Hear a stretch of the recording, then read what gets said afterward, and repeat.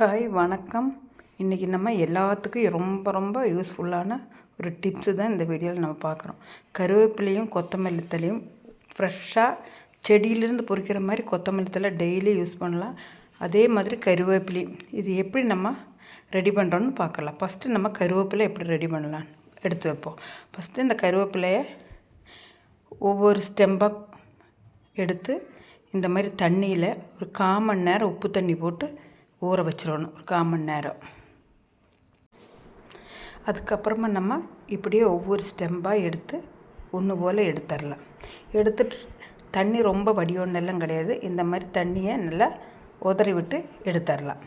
அதுக்கப்புறம் பாருங்கள், இந்த தண்ணியில் பாருங்கள், அந்த உப்பு போட்டு வைக்கிறனால அந்த எண்ணெய் மெழுக்கு பார்த்திங்களா, அந்த மருந்து அடிக்கிறதுனால அந்த உப்பு போடுறது, அந்த மருந்தெல்லாம் பாருங்கள் மேலே எண்ணெய் மெழுக்கு மாதிரி தெரியுது பாருங்கள்.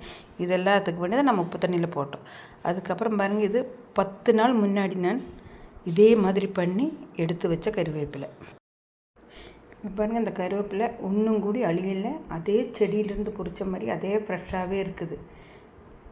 இப்போ பாருங்கள், இப்போ எடுத்த கருவேப்பிலையும் இந்த கருவேப்பிலையும் ஒரே மாதிரி இருக்குது.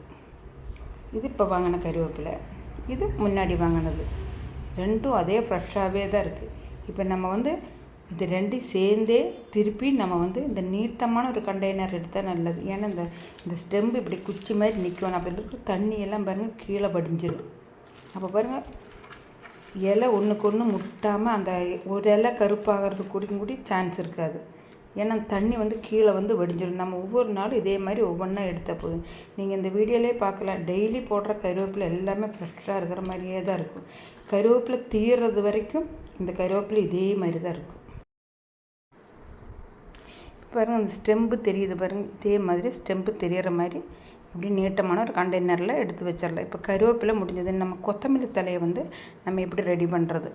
கருவேப்பிலை ஃப்ரிட்ஜில் வைக்கணும். கொத்தமல்லி தழை நம்ம ஃப்ரிட்ஜில் வைக்கிறதே இல்லை. அது நம்ம எப்படி பண்ணுறோன்னு பார்க்கலாம்.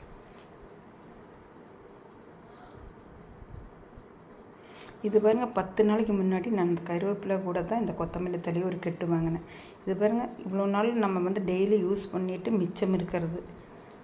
இந்த மாதிரி ஒரு கவரில் சும்மா கொக்கோ பிட்டு போட்டு நம்ம வீட்டுக்குள்ளேயே நம்ம ஒரு சைடில் வச்சிடலாம். அப்போ டெய்லி நம்மளோட குழம்புக்கு ரசத்துக்கெல்லாம் தேவைப்படும் போது இதே மாதிரி வெட்டி நம்ம எடுத்துக்கலாம். இப்போ பாருங்கள், 10 நாள் ஆகிட்டு கூட ஒரு கொத்தமல்லி தழையை ஒரு நாள் வச்சாலே கொஞ்சம் ஒரு 1/2 மணி நேரம் வச்சாலே வாடிடும்.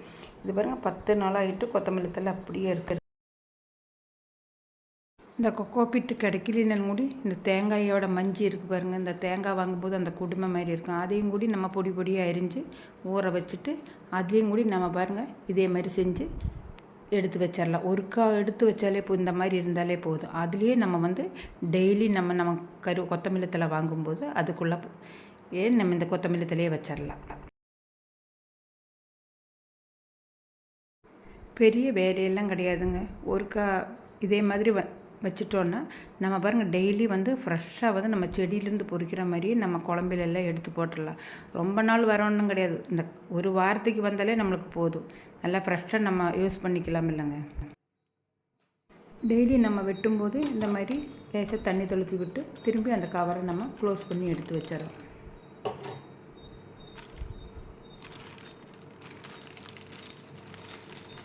ஃபுல்லாக க்ளோஸ் பண்ணாமல் கொஞ்சம் காற்று படுற மாதிரி இடத்த விட்டுட்டு மற்றதெல்லாம் நம்ம க்ளோஸ் பண்ணிடணும். இந்த வீடியோ உங்களுக்கு பார்த்துட்டு இருக்கும்போது பிடிச்சிருந்தா லைக் பண்ணுங்கள், ஷேர் பண்ணுங்கள், மறக்காமல் சப்ஸ்கிரைப் பண்ணுங்கள். கருவேப்பிலையோட கண்டெய்னர் நம்ம ஃப்ரிட்ஜில் வச்சிடணும். கொத்தமல்லி தலையோடது நம்ம இதே மாதிரி இப்படியே